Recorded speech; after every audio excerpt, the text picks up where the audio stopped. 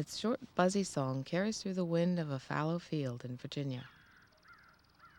In eastern regions of the U.S., grasshopper sparrows breed in drier fields and pastures, where there's plenty of bare ground for foraging.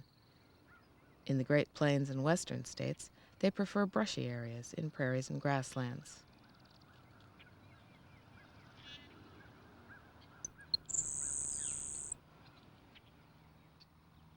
They're a secretive bird that stays low to the ground, except during the breeding season, when males make their rounds of favorite perches to defend territories with the insect-like song for which they're named.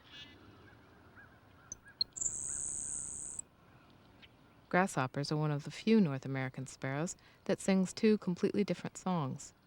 A primary song that seems to be territorial consists of 1 to 3 short notes,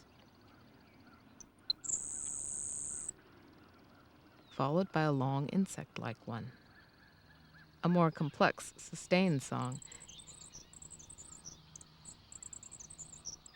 is one that females respond to, and so is thought to be important for pair bonding.